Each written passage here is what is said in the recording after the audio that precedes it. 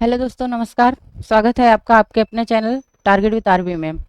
तो हम लोग आपके थर्ड सेमेस्टर डीएलएड संस्कृत का क्वेश्चन डिस्कस कर रहे हैं। यहाँ पे आपके कुछ क्वेश्चंस हो गए थे और आज आगे के क्वेश्चंस हम सॉल्व करेंगे। तो आपका क्वेश्चन है, कर्ता का प्रकृत प्रत्यय है। आपके ऑप्शन है अ क्री प्लस अक्त, ब क्री प्लस तुमुन, स क्री प्लस सृत, द क्री प्लस त्रिच। तो आप लोग बताइए इसमें कर्ता का प्रकृत प्रत्यय क्या है। इसमें आपका जो है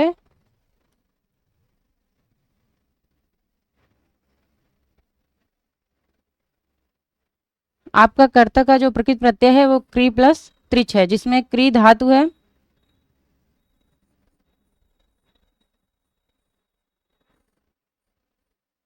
और त्रिच प्रत्यय है।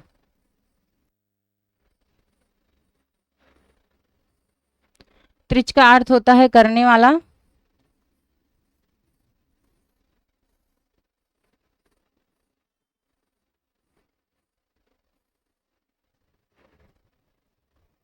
चलिए अगला क्वेश्चन देखते हैं।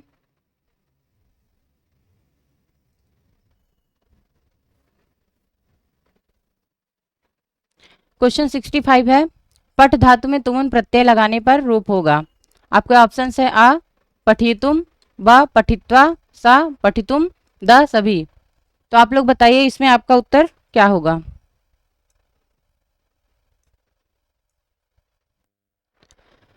पठ धातु में तुमुन प्रत्यय लगाने पर जो रूप होगा वो आपका ऑप्शन सा सही है, पठितुम होगा। पठितुम का अर्थ होता है पढ़ने वाला।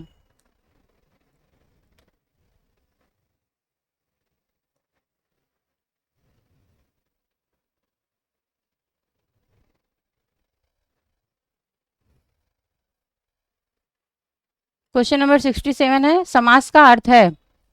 आपके ऑप्शन है आ विस्तार, ब व्याख्या, सा योग, द संक्षेप। तो आप लोग बताइए समास का क्या अर्थ होता है। जो समास का अर्थ होता है वो संक्षेप होता है। संक्षेप या संक्षिप्तीकरण, जब दो या दो से अधिक शब्द मिलकर किसी चीज का संक्षिप्त शब्द बना देते हैं तो उसी को हम लोग समास कहते हैं।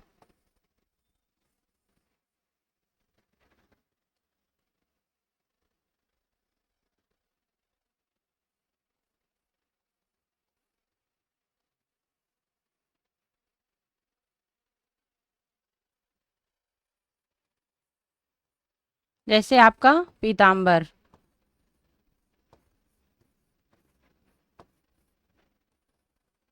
पीताम्बर में पीत प्लस अंबर, आपका दो शब्द मिल रहे हैं। पीत का अर्थ होता है पीला, अंबर से यहाँ पे अर्थ होता है आपका वस्त्र। और दूसरा है दशरथ पुत्र।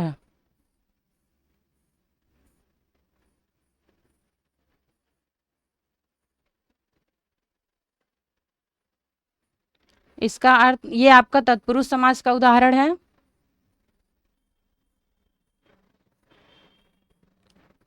इसका संविच्छेद है दशरथस्य पुत्र, अर्थात दशरथ का पुत्र। तो ये आपका समास की परिभाषा है। समास का अर्थ संक्षेप करना होता है। जब हम किसी भी दो शब्दों को मिला करके उसको संक्षिप्त कर देते हैं तो वही समास कहलाता है। अगला क्वेश्चन देखते हैं।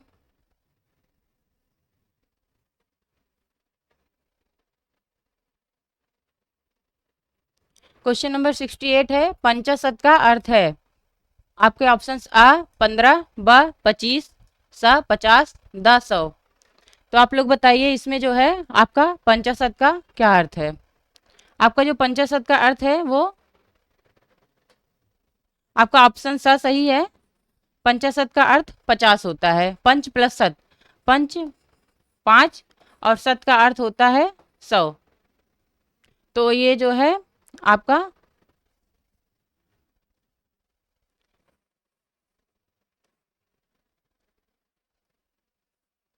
50 हो जाएगा। अगला क्वेश्चन देखते हैं।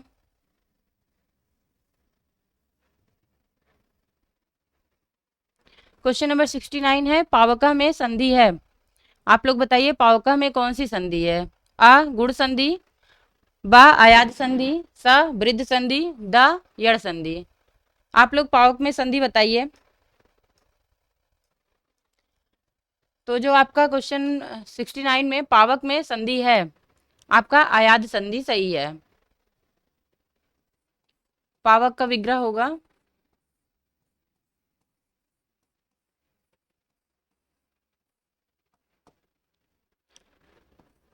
यहाँ से आपका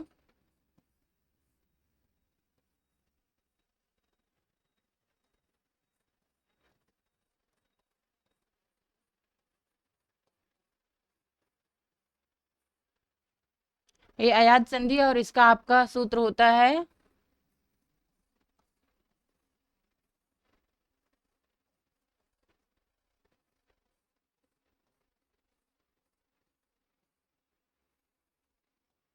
एचओ। ये आपका एच प्रत्याहार है जिसमें आपके 4 वर्ण आते हैं।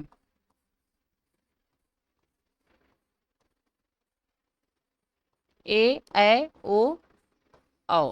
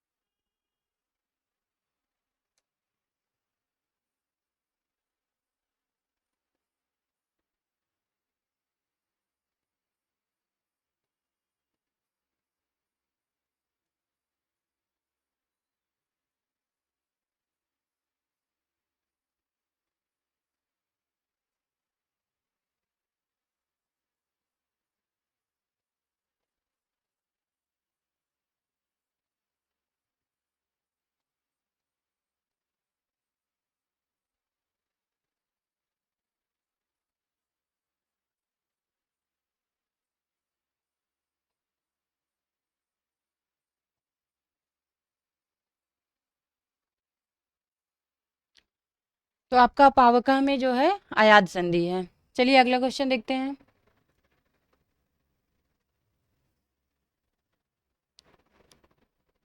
क्वेश्चन 17 है ङ ञ ड़ न म को कौन सा व्यंजन कहते हैं? तो आप लोग बताइए इसे कौन सा व्यंजन कहते हैं? ये प्रत्येक वर्ग का पंचाक्षर है, मतलब किसी भी वर्ग का पांचवा अक्षर है। तो आप लोग बताइए इसको क्या कहते हैं? आपके ऑप्शन है अ अनुनासिक, ब संयुक्त व्यंजन, स दोनों, द कोई नहीं। इसमें आपका जो ऑप्शन ए है वो सही है, क्योंकि जो पंचाक्षर होते हैं वो अनुनासिक होते हैं। ये इसका जो उच्चारण होता है वो मुख और नाक की सहायता से किया जाता है। जो आवाज होती है वो नासिका से भी निकलती है, इसलिए इसको हम अनुनासिक व्यंजन कहते हैं।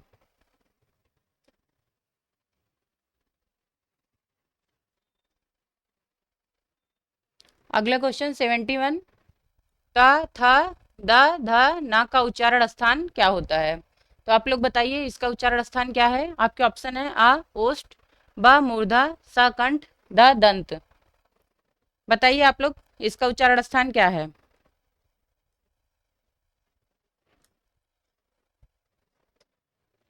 आपका त थ द ध न का जो उच्चारण स्थान है वो दंत है। इनका उच्चारण जब हम लोग बोलते हैं तो ये दांत की सहायता से बोले जाते हैं, और जो ये आपका स होता है ये भी दांत की सहायता से बोला जाता है। अगला क्वेश्चन।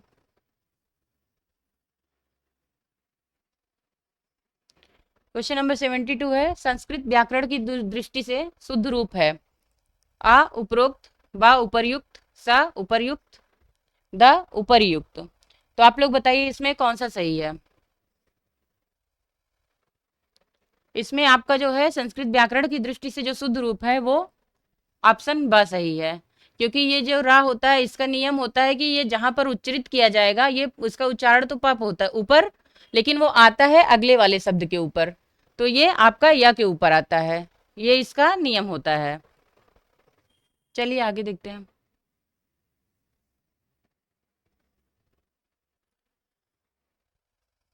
संख्यावाची शब्द षष्टनवति अंक का वाचक है। आप लोग बताइए, जो आपका ये संख्यावाची शब्द षष्टनवति है, इसका क्या उत्तर है? आपके ऑप्शन है 69, ब 96, स 79, द 66। तो इसमें जो है आप लोगों का षष्टनवति का जो अर्थ होता है वो 96 होगा, मतलब 96। यहाँ षष्ट का मतलब 6 है और नवति मतलब 90 है, इसलिए आपका ब ऑप्शन सही है। अगला क्वेश्चन देखते हैं।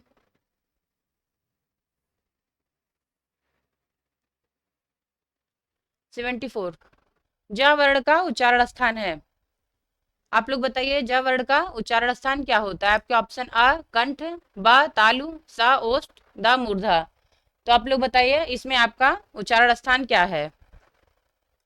इसमें जो आपका उच्चारण स्थान है वो तालु है। हम्म,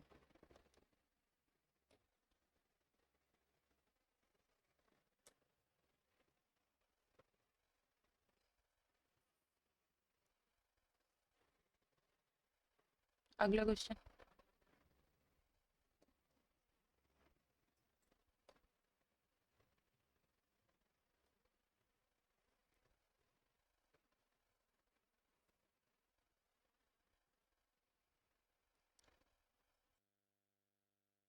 अभवा धातु रूप में पुरुष एवं वचन है।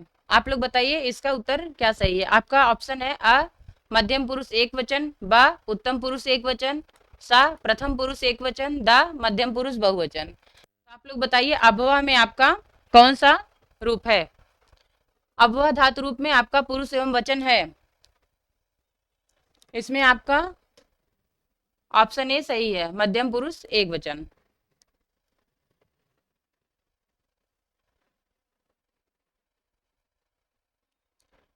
क्वेश्चन 76 है, प्रायः उत्तर पद प्रधान समास होता है। ऐसा समास जिसमें उत्तर पदार्थ प्रधान होता है उसको क्या कहते हैं? आपका ऑप्शन अ है अव्ययी भाव समास, ब है बहुब्रीहि समास, स है द्वंद्व समास और द है तत्पुरुष समास। तो आप लोग बताइए, इसमें आपका कौन सा समास है सही? इसमें जो आपका उत्तर है वो तत्पुरुष समास सही होता है। प्रायः जो तत्पुरुष समास होता है उसमें आपका उत्तर पद प्रधान होता है।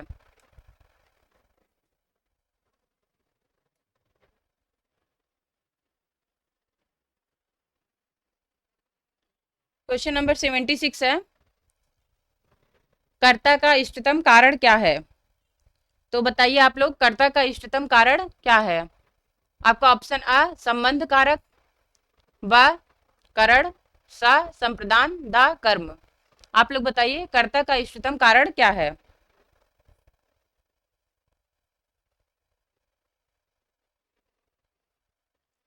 इसका जो आपका उत्तर है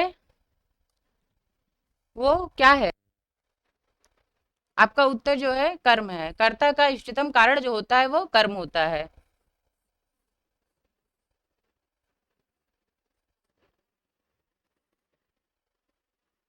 कर्तुरीप्सितम कर्म।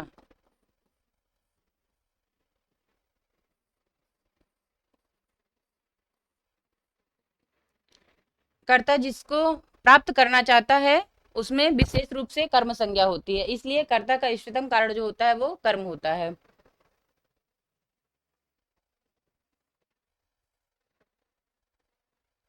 क्वेश्चन 78 है, अका सवर्णी दीर्घ सूत्र है। तो आप लोग बताइए, ये किस संधि का सूत्र है?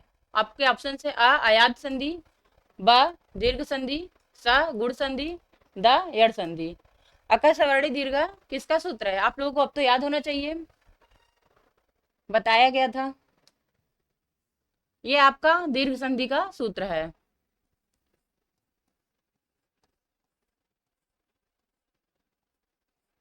ये आपका अक प्लस अक, ये दीर्घ हो जाता है। जैसे कि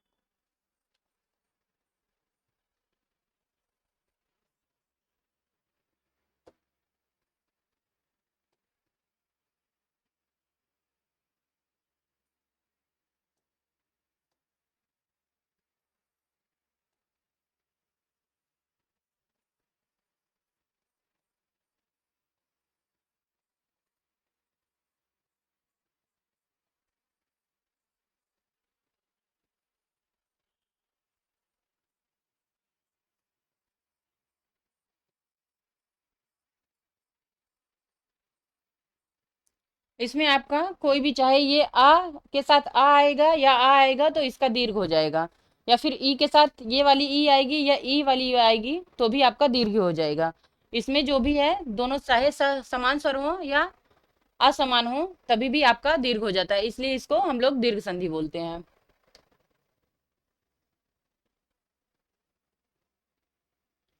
क्वेश्चन नंबर 79 है, एचो अयाव यावह, यह आपका किसका सूत्र है? तो आप लोग बताइए यह किसका सूत्र है? दीर्घ संधि का, ब यड़ संधि का, स अयाद संधि का, और द गुण संधि का। ये आपका जो यचो यावह सूत्र है वो आपका किसका सूत्र है बताइए? ये आपका अयाद संधि का सूत्र है।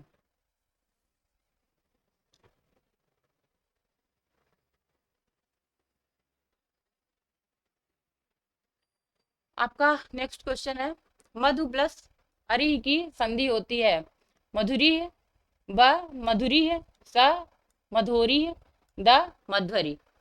तो आप बताइए इसमें आपका कौन सा संधि है?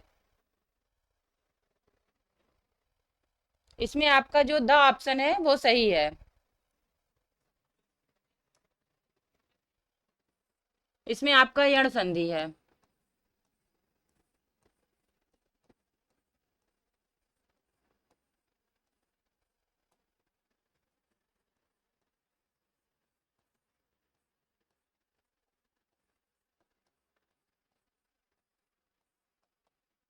यहाँ से आपका उ प्लस आ, तो जब उ के बाद कोई असमान स्वर आएगा तो आपका वाह हो जाएगा, इसीलिए यहाँ पे वाह हो गया। और इसका जो नियम है, इसका जो सूत्र है वो इको यड़ची है।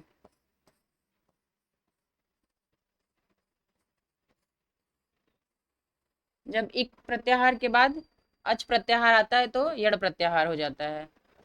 जैसे ई उ,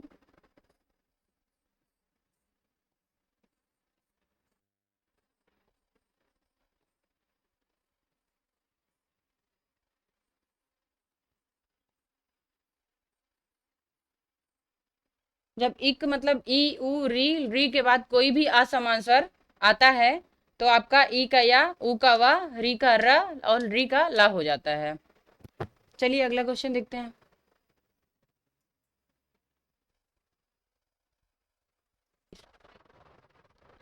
क्वेश्चन नंबर आपका 81 है, चे धन अनय नहीं, यहाँ पे अनम होगा की संधि होगी।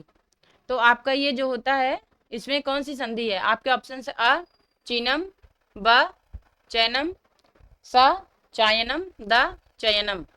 आप लोग बताइए इसमें आपकी कौन सी संधि है? इसमें जो आपका आंसर है वो ये सही है। इसमें आप लोग जानते ही हैं कि अयाद संधि होगी।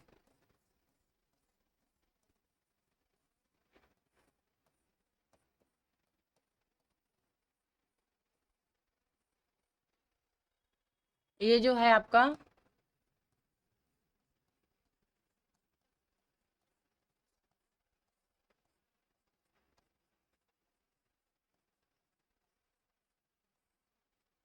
क्योंकि यहाँ पे आपका ए प्लस अ अय हो रहा है।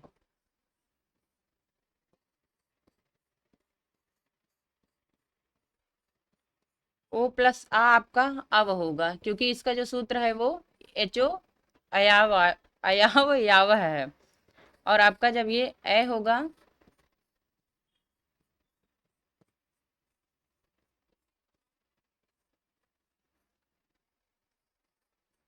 औ प्लस अ आव। तो आप लोगों ने देखा है ये आपका अयाद संधि है और ये आपका ऑप्शन द जो है आपका सही है। चलिए अगला क्वेश्चन देखते हैं।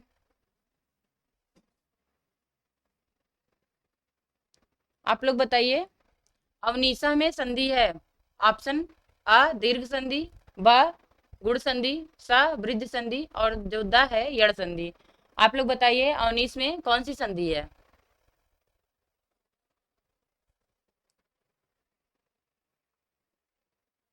19 में आपकी दीर्घ संधि है। जो दीर्घ संधि का सूत्र होता है वो अकह सवर्णे। सवर्णे मतलब जब समान वर्ण हो।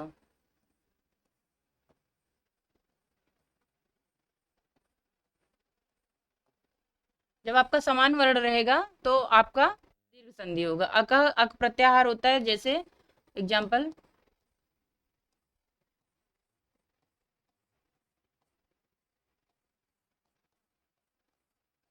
यहाँ पे आपका समान वर्ण ही आना चाहिए, तो आपका ये दीर्घ हो जाता है।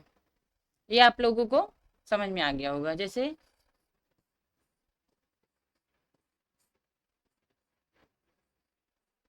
ई या फिर ई होगा तो आपका दीर्घ ई हो जाएगा। ये इसमें आपका 19 में दीर्घ संधि है। और ये वृद्धि संधि का सूत्र होता है वृद्धि रेचि।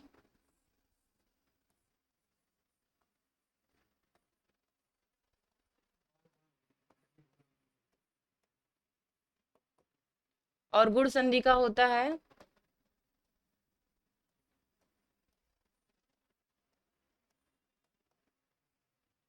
यड़ का होता है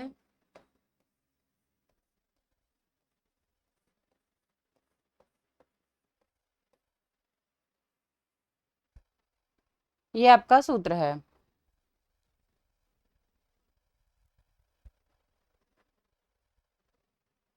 चलिए आपका अगला क्वेश्चन देखते हैं।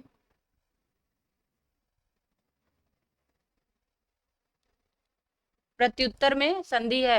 आपके ऑप्शन है आ यण संधि, ब गुण संधि, स वृद्ध संधि, द अयाद संधि। तो आप लोग बताइए प्रत्युत्तर में कौन सी संधि है।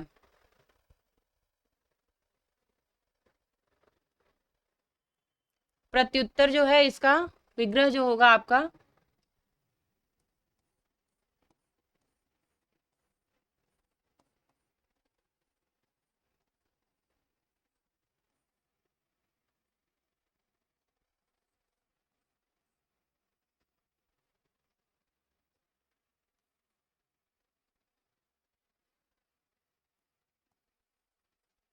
यहाँ से ई प्लस ऊ आपका अभी बताया गया था आपको।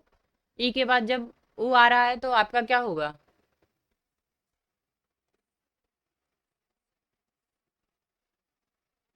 और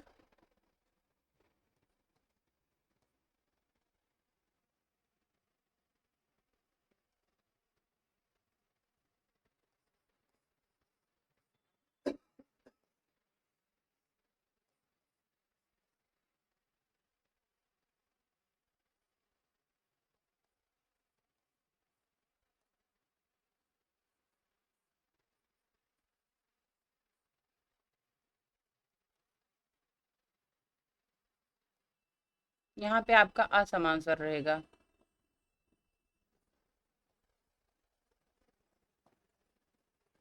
मतलब जो इधर स्वर है वो इधर नहीं आना चाहिए, आपका कोई भी असमान स्वर होना चाहिए। तो आपका ई का या, ऊ का वा, री का र और री का ला हो जाता है।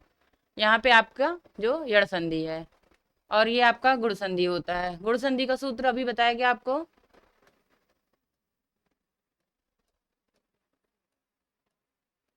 आद गुणा इसका वृद्धि रेचि।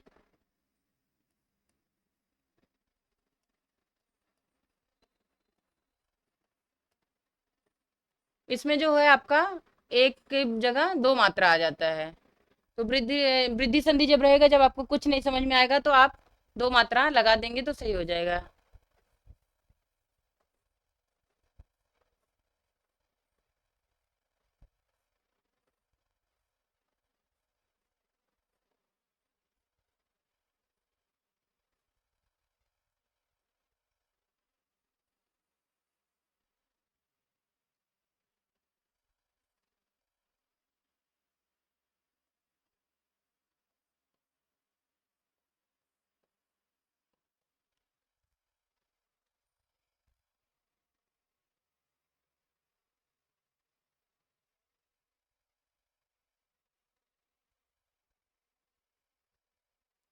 देवालय में संधि है। आपके ऑप्शन है आ दीर्घ संधि, ब यण संधि, स गुण संधि, द वृद्ध संधि। तो आप लोग बताइए इसमें आपका देवालय में कौन सी संधि है? देवालय जो है वो देव प्लस आलय।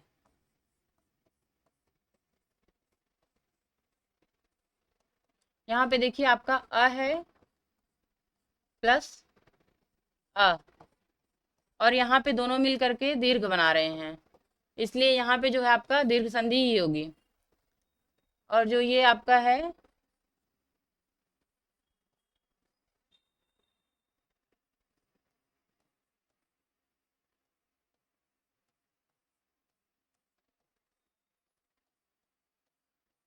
यण संधि का सूत्र होता है इको यणचि।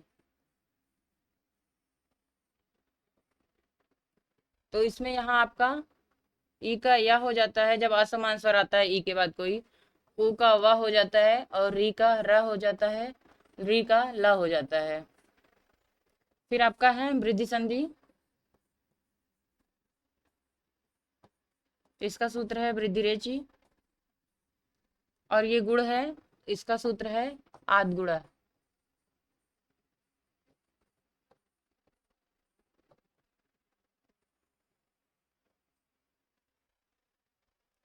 तो ये आपका है वृद्धि रेचि में जो होता है आपका अ या आ होता है, इसके बाद जब ए आता है तो आपका दीर्घ होता है।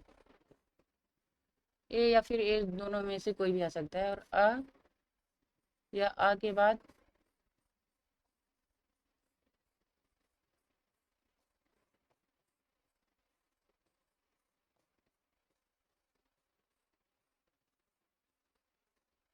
ये आपका वृद्धि संधि होता है। ठीक है, ये आपका दीर्घ संधि का उदाहरण है और ये आपका वृद्धि संधि है और वो आपका यड़ संधि है। चलिए अगला क्वेश्चन देखते हैं।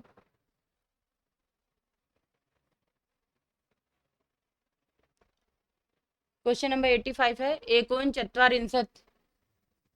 एकोन चत्वारिंशत् शब्द का अर्थ है अ 47, ब 29, स 39, द 49। आप लोग बताइए एकोन चत्वारिंशत् का जो अर्थ है वो क्या होता है? ये आपका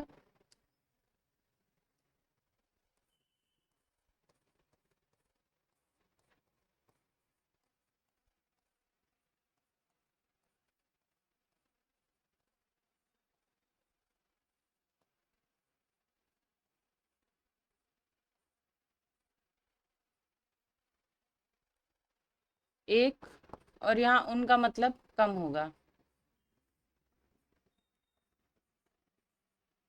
तो आपका जो ये होता है एकोन चत्वारिंशत् मतलब एक से कम होगा ये 40 में से। तो 40 से जब एक कम करेंगे तो आपका क्या होगा? 39। तो आपका जो ये उत्तर है स, आपका स उत्तर सही है।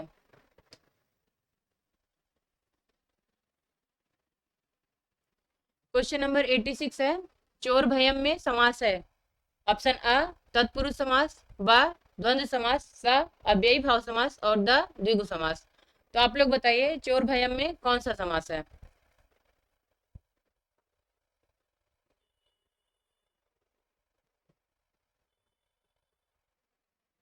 ये आपका जो चोर भयम है इसका होता है आपका तत्पुरुष समास सही है।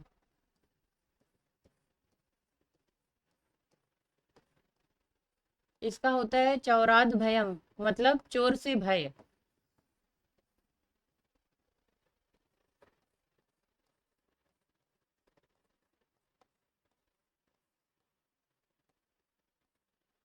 यहाँ चोर से भय या फिर डर, और जब डर होता है या भय होता है या फिर रक्षा की बात होती है तो वहां पे आपका पंचमी विभक्ति का प्रयोग होता है। ये आपका पंचमी तत्पुरुष समास है, यहाँ पे पंचमी विभक्ति होगी। किसी भी चीज से जब हमको भय होता है तो वहां पे पंचमी विभक्ति होती है और इसमें आपका तत्पुरुष समास है।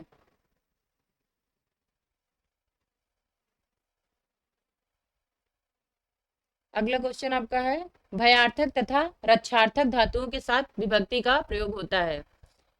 देखिए वही आपको पीछे बताया गया है। तो इसमें जो आपका है भयार्थक और रक्षार्थक धातुओं के साथ विभक्ति का प्रयोग होता है।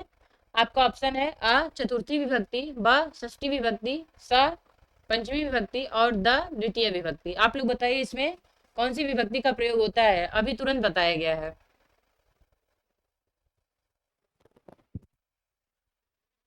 बताइए इसमें कौन सी विभक्ति है। ये जो भयार्थक का मतलब यहाँ पे आपका भय है और रक्षार्थक रक्षा। जब कभी भय और रक्षा के प्रयोग किया जाता है, भय और रक्षा के अर्थ वाली धातुओं का जब प्रयोग किया जाता है तो वहां पे हमारी पंचमी विभक्ति होती है, जिससे हमारी भय हो या फिर जिससे हम रक्षा करें अपनी। वहां पे अपादान कारक होता है और आपका पंचमी विभक्ति होती है।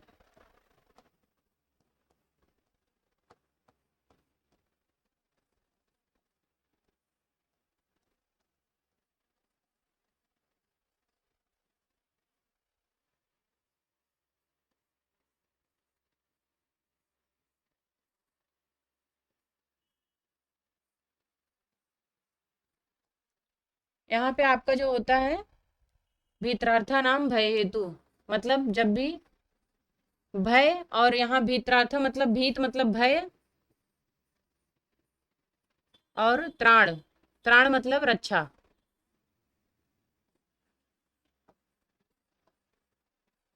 इसके लिए जब प्रयोग किया जाता है तो आपका पंचमी विभक्ति और अपादान कारक होता है।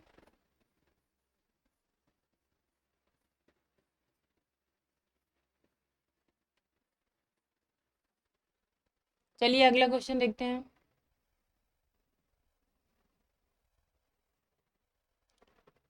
क्वेश्चन नंबर 88 है, अहम बाल के पश्यामी वाक्य का कर्मवाच्य में परिवर्तन होगा।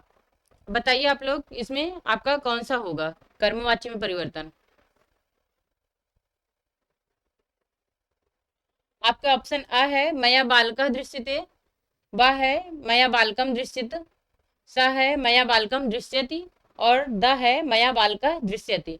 तो आप लोग बताइए इसका कर्मवाच्य में परिवर्तन क्या होगा, कौन सा ऑप्शन सही है।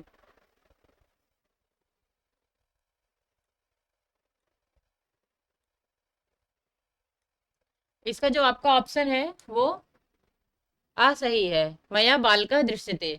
इसमें जो आपका कर्म में प्रथमा विभक्ति होगी और इसके अनुसार ही आपका पुरुष और वचन कर्म के अनुसार चलेगा। और ये कर्म जो होता है कर्मवाच्य में, इसमें आपका तृतीय विभक्ति होती है। कर्मवाच्य के कर्ता में तृतीय विभक्ति होती है हमेशा। और जो कर्मवाच्य का पुरुष और वचन होता है वो कर्म के अनुसार चलता है। इसमें कर्म की प्रधानता होती है। जो वाच्य होते हैं वो हमारे तीन प्रकार के होते हैं।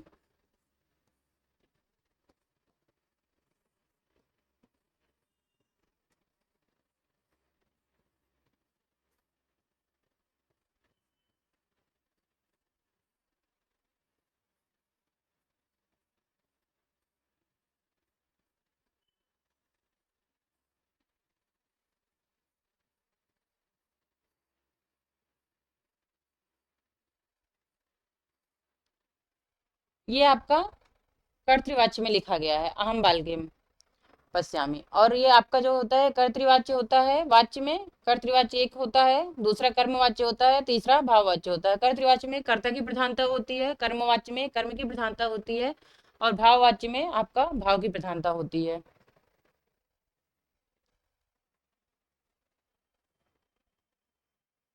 चलिए अगला क्वेश्चन है आपका 89। ओम में ओ के आगे बना ये जो चिन्ह है, ये ये चिन्ह जो है इसको क्या कहते हैं, ये कौन सा स्वर है। आपका ऑप्शन है अ ह्रस्व स्वर, ब दीर्घ स्वर, स प्लुत स्वर और द इनमें से कोई नहीं। तो आप लोग बताइए ये ओम में जो ओ बना है, ये इसको क्या कहते हैं, कौन सा स्वर है ये। पहले दिन ही आप लोगों को बताया गया था।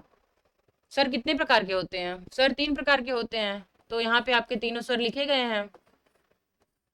ह्रस्व स्वर वो होता है जिसमें आपका एक मात्रा काल का समय लगता है। ब दीर्घ स्वर है तो दीर्घ स्वर में दो मात्रा काल का समय लगता है इसके उच्चारण में। और जो ये प्लुत स्वर है इसके उच्चारण में तीन मात्रा काल का समय लगता है। और जो ये आपका ये चिन्ह है इसको हम लोग अवग्रह चिन्ह बोलते हैं।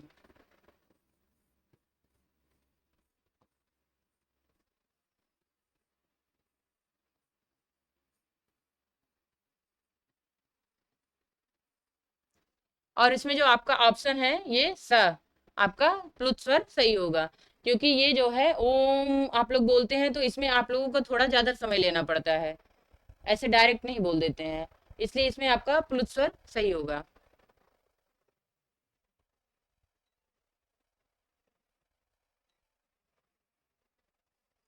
आपका क्वेश्चन नंबर 90 है।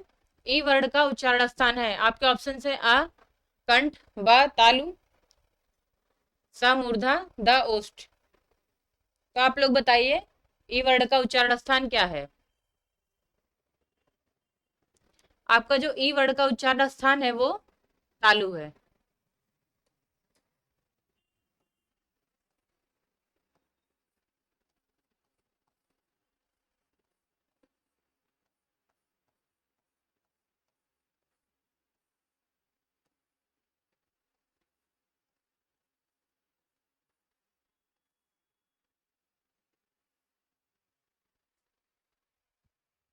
ई चा वर्ग,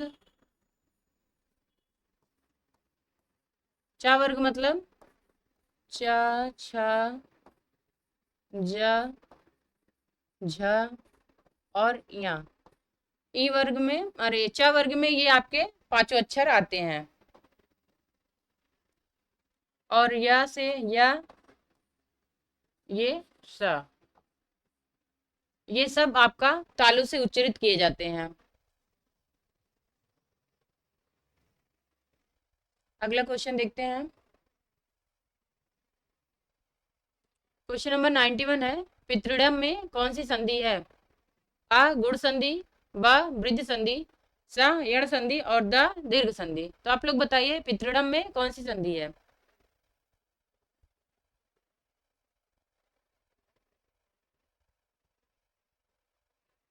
आपका जो पितृडम है इसमें आपका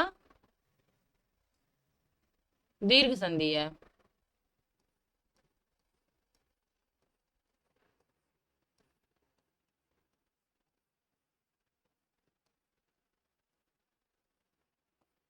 इसमें आपका ये री है प्लस ये री है, ये मिल करके आपका दीर्घ री बना रहे हैं, इसलिए आपका पितृडम में दीर्घ संधि है, क्योंकि री और री मिल करके दीर्घ बना रहे हैं। यहाँ पे आपका गुण संधि आद गुड़ा,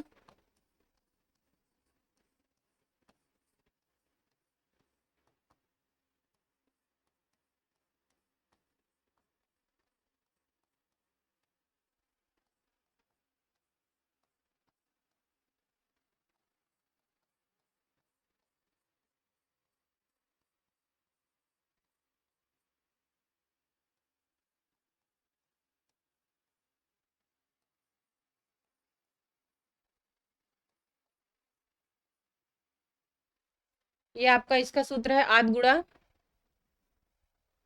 आ प्लस आ जो है वो आपका आ बना रहा है।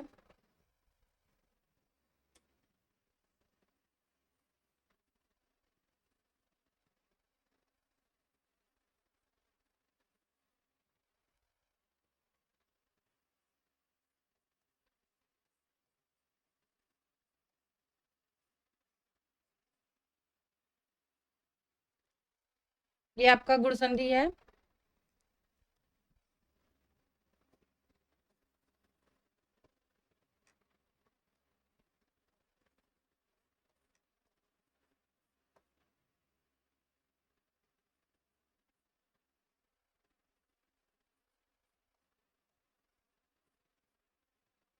ई है और आपका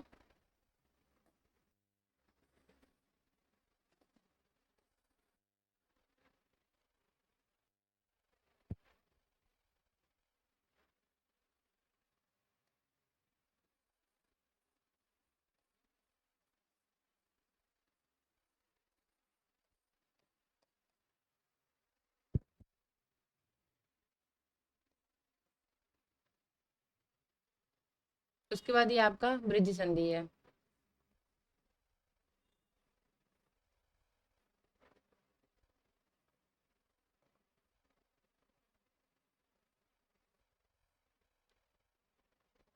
तो आपका ऑप्शन जो है ये द सही है, पितृणम में आपका दीर्घ संधि है।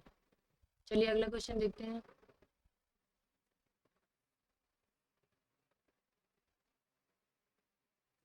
92 है, शुद्ध वाक्य है। इसमें आपका ऑप्शन अ है ज्ञानम बिना न मुक्ति, ब ज्ञानेन बिना न मुक्ति, स ज्ञानात बिना न मुक्ति, द उपर्युक्त सभी। तो इसमें आपका शुद्ध वाक्य कौन सा है?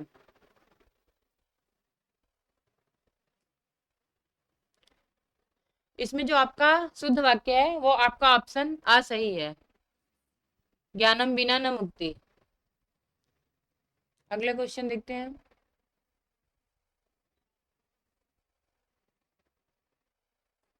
क्वेश्चन नंबर 93 है, चतुर्विंशति का अर्थ है।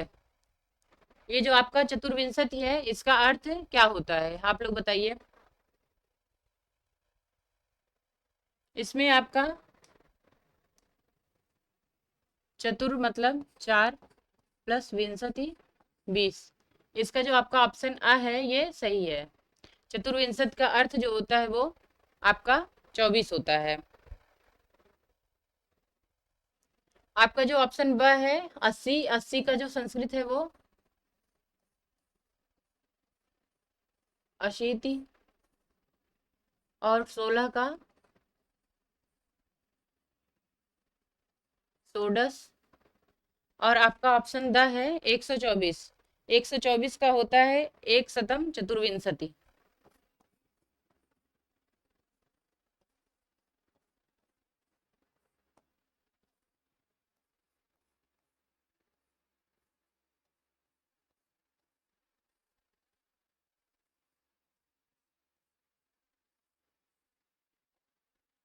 एक शतम मतलब 100, चतुर्विंशति का 24 होता है ये, तो इसलिए ये 124 होगा। तो आपका 93 का जो है ऑप्शन वो चतुर्विंशति का अर्थ है 24, तो आपका ऑप्शन ए सही है। आप लोग कंफ्यूज मत होइएगा, वो सबका लिख दिया गया है जिससे आप लोग समझ लें।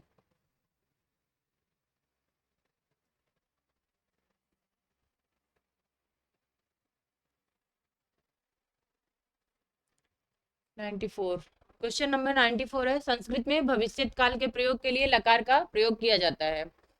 आपके ऑप्शन है आ लट लकार, ब लोट लकार, स ऋट लकार, द लंग लकार। तो आप लोग बताइए भविष्य काल के लिए कौन से लकार का प्रयोग किया जाता है। ये आपका सेकंड लास्ट क्वेश्चन है, बताइए। इसका जो उत्तर होगा वो होगा संस्कृत में भविष्य काल के लिए जो लकार प्रयोग किया जाता है वो लंग लकार होता है। ठीक है। और जो आपका लट लकार है वो वर्तमान काल के लिए प्रयोग किया जाता है। और लोट लकार जो होता है वो आज्ञा अनुमति प्रार्थना के संबंध में प्रयोग किया जाता है। और जो लिट लकार होता है वो वर्तमान काल के लिए प्रयोग किया जाता है।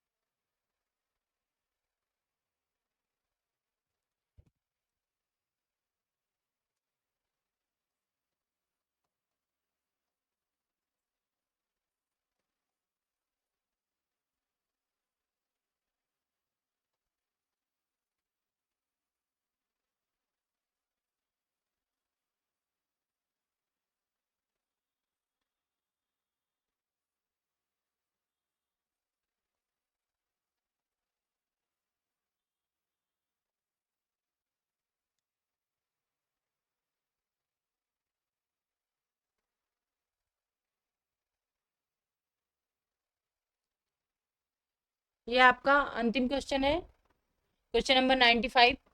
हरिहरों में कौन सा समास है? ये गलत लिखा गया है।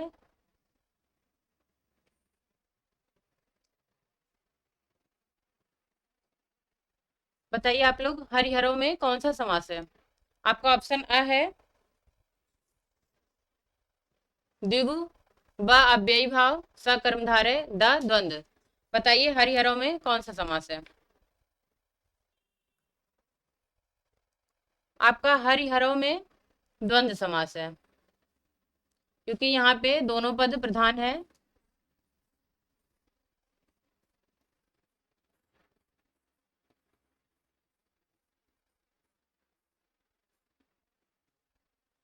और बीच में और का अर्थ आएगा।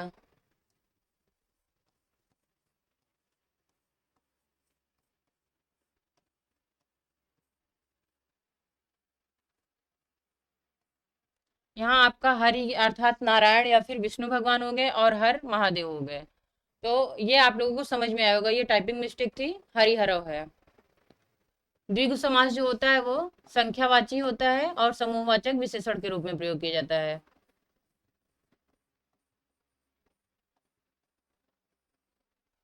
जैसे आपका तिराहा, तिराहा जो होता है वो तीन रास्तों का समूह।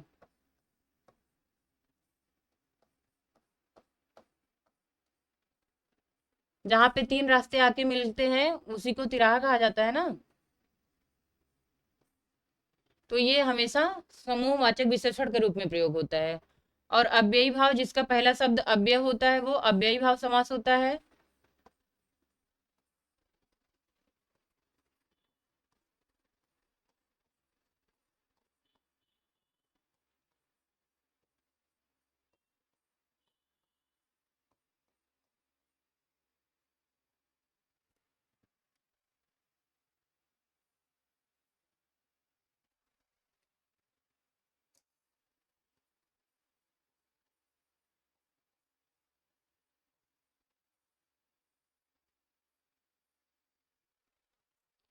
और फिर आपका ये स है कर्मधारय, इसमें भी आपका प्रथम तथा उत्तर पद प्रधान होते हैं।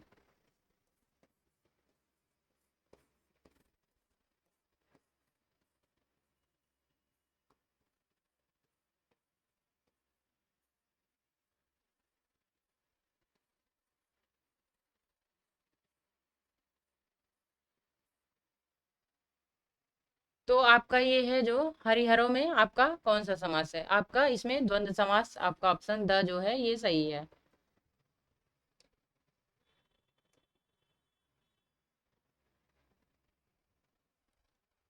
चलिए ये आपका आखिरी क्वेश्चन था।